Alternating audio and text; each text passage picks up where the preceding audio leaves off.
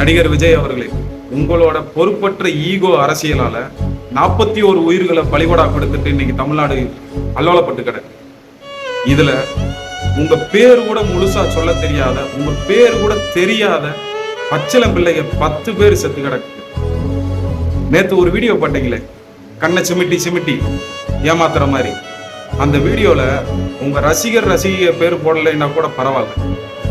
அந்த இறந்து போன உங்க பேர் தெரியாத, எதுக்கு அந்த கூட்டத்துல வந்து உட்கார்ந்துருக்கோம், ஏன் இந்த கூட்டத்துக்குள்ள நம்ம சிக்கி தவிக்கிறோம் அப்படின்னு கூட தெரியாம வந்து நின்று இருந்த அந்த பச்சிளம் குழந்தைகளுக்காவது நீங்க ஒரு இழப்பு செய்தியை சொல்லியிருக்க வேணாமா?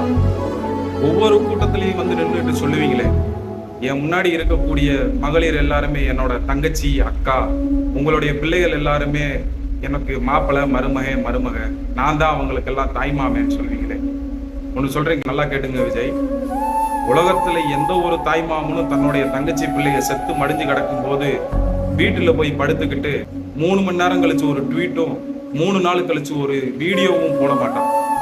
மாமான்னு சொன்னது அவதாங்க சார். கதறி கதறி அழுகுறாங்க.